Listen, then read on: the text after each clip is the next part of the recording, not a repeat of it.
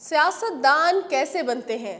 شہید ذوالفقار علی بھٹو عظیم سیاستدان کے رتبے پر کیسے پہنچے؟ آئیے آپ کو بتاتے ہیں۔ بھٹو میں نے چیلنج کیا ہے کہ کوئی شخص آئے ٹی وی پہ مناظرہ کرے۔ بھٹو کی ذوالفقار علی بھٹو کی بنیاد ہی سلیکٹڈ تھی۔ بھٹو ایوب خان کو ڈیڈی کہتا تھا، اور اب آپ دیکھیں کہ بھٹو نے جس ماشاء اللہ کو ختم کیا اس کے ایک دن پہلے کتنی 107 کتنی ووٹیں لی، اور وہ وائس پرائم منسٹر بھی رہا اور آرمی کے نیچے رہا۔ سیاست کی چکا چوند میں آنے کے لیے کیا کیا پاپڑ بیلنے پڑتے ہیں؟ تاریخ کے اوراق کیا کہتے ہیں؟ قدرت اللہ شہاب نے ذوالفقار علی بھٹو کے بارے میں کیا لکھا؟ آئیے آپ کو بتاتے ہیں۔ یہ ضرور پڑھ لیجئے گا، Zulfi Bhutto of Pakistan. President Mirza had personally chosen him for that prestigious assignment.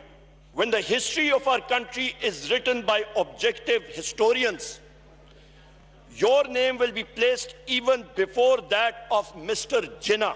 61 میں وہ لکھتے ہیں کہ the spirit that Ayub Khan's dynamic leadership has generated has spread throughout the land like an enchanting aroma.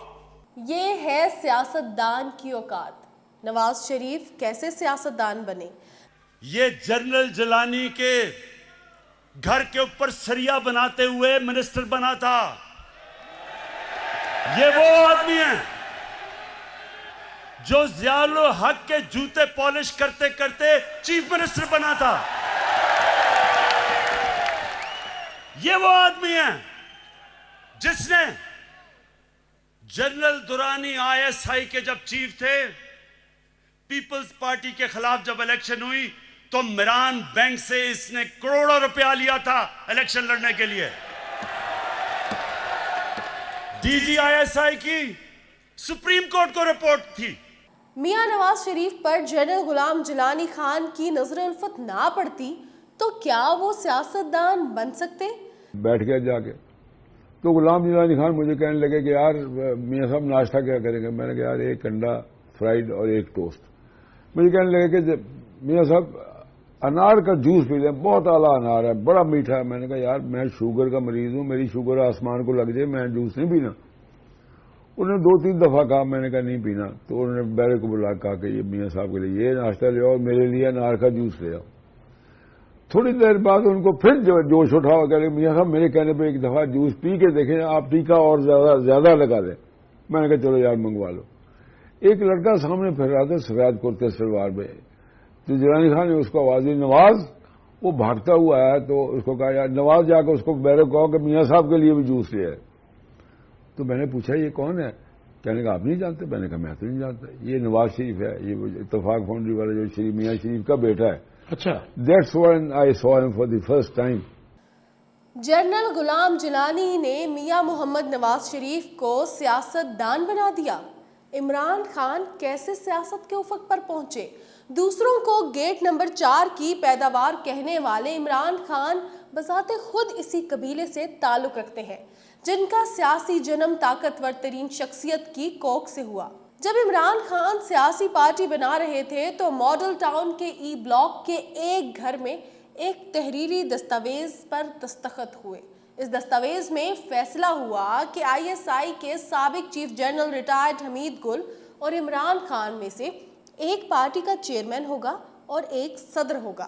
ان دستاویزاتوں کے گواہان میں جو کہ 2 ابھی دنیا میں موجود نہیں ہیں، ڈاکٹر فاروق خان اور منصور صدیقی، جو ابھی اس دنیا فانی سے کوچ کر چکے ہیں، لیکن 2 گواہ ابھی بھی حیات ہیں، اور یہ 2 گواہ محمد علی دورانی اور جاوید احمد غامدی ہیں، اور اس معاہدے کی کاپی ایک غیر سیاسی شخص کے پاس بطور امانت بھی رکھوائی گئی تھی۔ تحریک انصاف کی بنیاد جنرل ریٹائرڈ حمید گل نے رکھی، اور حمید گل کی نرسری سے اگنے والے اس پودے نے بعد ازاں جنرل ریٹائرڈ پرویز مشرف کو نجات دہندہ سمجھ کر ان کی بھرپور کمپین چلائی۔ جنرل ریٹائرڈ پرویز مشرف کے تاریخی ریفرنڈم میں یہی عمران خان پرویز مشرف کے چیف ایجنٹ بن گئے، اور ذمہ داری دلانے میں بھی جنرل حمید گل نے کلیدی کردار ادا کیا۔ The reason why we back General Musharraf is only one reason.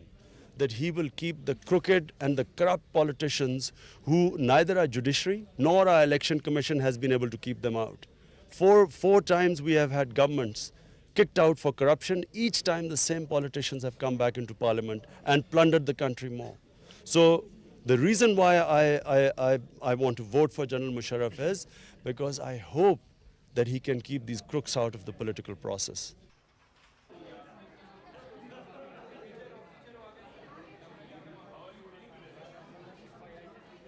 अढ़ाई साल तक यही इमरान खान मार्शल लॉ की हिमायत में जनरल परवेज मुशर्रफ को सपोर्ट करते रहे और फिर इमरान खान ने ये इतराफ़ भी किया कि जनरल परवेज मुशर्रफ ने मुझे वज़ीर आज़म बनाने की पेशकश की थी। तो मुझे तो जनरल मुशर्रफ ने प्राइम मिनिस्टरशिप की ऑफर दी थी।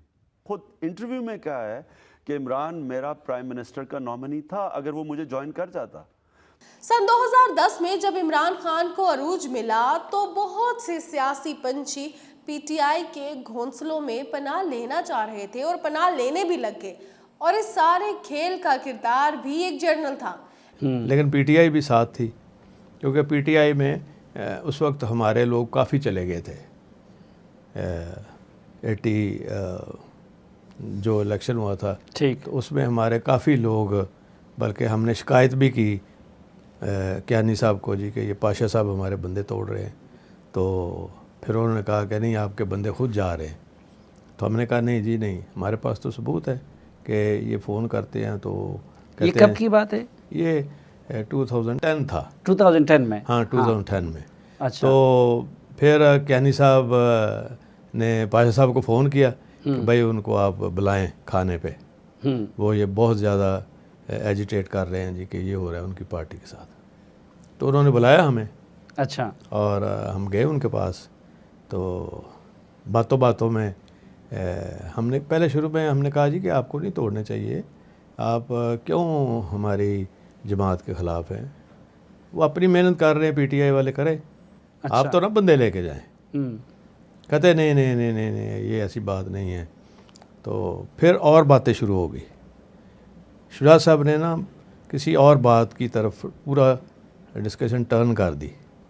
तो पाशा साहब भूल गए जो पहले बात हुई थी। तो कहते हैं चौधरी साहब आप तो, आपके पास तो बड़ी विजडम है, मैं इमरान खान से ना आपकी मीटिंग करा दूँ। तो शुजा साहब ने कहा लो पकड़ लिया हमने आपको। अच्छा। आप तो फिर उनकी नुमाइंदगी कर रहे हैं हमारे पास बैठे। अच्छा। इमरान खान के धरने का सहूलतकार कौन था?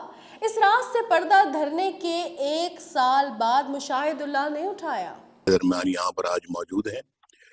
हसन इकबाल साहब, आपका भी बहुत शुक्रिया कि आपने जो इब्तदाई कलमात कहे हैं और बड़े सही है, मुनासिब अल्फाज थे आपका, बहुत सही सोच है। तो बहुत अफसोस है जो शहबाज साहब के साथ कल सलूक किया गया है और मैं यानी कि इस मामले में बहुत दुखी हूँ, लेकिन इससे हमारा जज्बा और भी ज़्यादा बुलंद होता है कि हम अपनी जदोजहद को और तेज़ करें, उसको और मुस्तहकम करें और उसको और मजबूत करें। तो जो सलूक इन्होंने हमारे बाकी साथियों के साथ किया है, जो आज मैं यहाँ पर स्क्रीन में जिनको देख भी रहा हूँ, तो मैं फर्दन तो अब सबका नाम नहीं लेना चाहूँगा, लेकिन आपको भी वो नज़र आ रहे हैं चेहरे। उसके 6 साल बाद मियां मोहम्मद नवाज शरीफ का एक होलनाक इंकिशाफ क्या था, आइए आपको सुनाते हैं। जो है वो ये राय रखता हूँ कि साहब का जो आपकी अपना जो DGI थे ज़हीरुल इस्लाम साहब, उन्होंने क्या किया आपको तो मालूम ही अच्छी तरह से कि उन्होंने जनाब कहा कि जी नवाज शरीफ साहब आप इस्तीफा दे दें, पैगाम भेजा और आप घर चले जाएं। और ये धरनों के दौरान की बात है, धरनों की उस पीरियड की बात है कि जी I should step down and go home. तो ये मुझे बताएं, ये सही है? मुझे आके ये पैगाम मिलता है in the middle of the night تو اور ساتھ میں یہ بھی کہ جی اگر آپ نہیں کریں گے تو پھر نتائج بھگتنے پڑیں گے، ماشاءاللہ بھی لگ جائے گا. تو میں نے کہا کہ اچھا بھی جو ہونا ہے وہ ہو جائے، آپ نے جو کرنا ہے وہ کر لیں، لیکن میں اس طرح سے سٹیپ ڈاؤن کرنے والا نہیں ہوں. میں میاں محمد نواز شریف کے اس ہولناک الزام کی تصدیق اسحاق ڈار نے کچھ یوں کی. ایک SOS میسج ہے جی، ایک صاحب ملنا چاہتے ہیں. اب مجھے صاحب کا نام نہ پوچھیں مہربانی کر کے، ملنا چاہتے ہیں. تو میں نے کہا جی کیا کون سی ارجنسی ہے؟ کہنے لگے جی بہت ضروری ہے جی، ملنا چاہتے ہیں. میں نے کہا بلوا لیں. تو وہ میرے سٹاف نے ان کو بلوا لیا. تو انہوں نے مجھے بڑا فضول قسم کا ایک میسیج دیا. انہوں نے کہا جی کہ میں میاں نواز شریف صاحب کو ابھی ملنا ہے. تو میں نے کہا وہ تو ریٹائر ہو چکے ہیں فار دا ڈے، تو اپنے میں تو ان کو نہیں یعنی ڈسٹرب کر سکتا کسی کو بھیج کے، تو آپ کل مل لیں. انہوں نے کہا جی نہیں ابھی میسیج دینا. اور میسیج کہتے وہ کافی ریزسٹنٹ کر لیں گے. اچھا میں پھر آپ کو میسیج دے دیتا ہوں کہ میسیج یہ ہے کہ میاں نواز شریف صاحب ریزائن کر دیں یا کم از کم وہ چھٹی پہ چلے جائیں. اور امور سلطنت جو ہے وہ شہباز شریف صاحب اس وقت میرا بھی اس نے کیا کہ یہ آپ کو حوالے کر دے. میں نے اس بندے کو ادھر ہی روک لیا. میں نے کہا یہ میسیج میں زندگی میں کبھی نہیں دوں گا، اور یہ اتنا بےہودہ میسیج ہے. اب میں کوشش کرتا ہوں کہ میاں صاحب کو میں بلوا لوں، لیکن تم جب یہ بات کرو گے تو تم یہ میرا نام نہیں لینا جب میسیج دو گے. تو یہ میں آپ کو پہلی دفعہ بتا رہا ہوں یہ ساری چیز. تو وہ پھر میں نے ان کے جو سٹاف تھا جو کمرے تک جن کی ایکسیس تھی ان کو بھیجا کہ جی میری طرف سے کہیں کہ بڑا ارجنٹ ایک ان اوائڈیبل ہے، آپ مہربانی کریں تو ذرا چینج کر کے آ جائیں. تو وہ کوئی 10-15 منٹ میاں صاحب تشریف لے آئے. تو اس بندے نے وہ میسیج دیا، لیکن اس نے وہ میرے والا حصہ ایڈٹ کر دیا کیونکہ میں نے اس سے یہ طے کیا تھا کہ میرا نام نہیں اپنے لینا، میں نہ میں اس میں انٹرسٹڈ ہوں، نہ یہ بات مجھے اچھی لگے. میاں صاحب نے بڑا اس کو الحمدللہ بولڈ جواب دیا کہ تمہیں جس نے بھیجا نا، وہ جو بھیجنے والی بھی بڑی چیز تھی، اس کو جا کے کہہ دو کہ تم نے جو کرنا کر لو، میں ادھر بیٹھا ہوں، میں پرائم منسٹر ہوں، میں ادھر ہی ہوں، جو تم نے کرنا کر لو. اور آج یہ الزام خود ہی سچ ثابت ہو گیا ہے. اور ہم نے ایک تیسری فورس کو الاؤ کیا. وہ تیسری فورس ہمیں لگا کہ شاید ڈیلیور کر سکتی ہے. ہم نے یہ نہیں دیکھنا کہ کینڈیڈیٹ کون ہے، ہم نے یہ دیکھنا ہے کہ ہم نے کس سسٹم کو ووٹ دینا ہے، اور وہ سسٹم ہمیں PTI کے اندر نظر آتا ہے. کہ ایسے بنتے ہیں سیاستدان اور ایسے بنتی ہیں ہماری سیاسی پارٹیاں.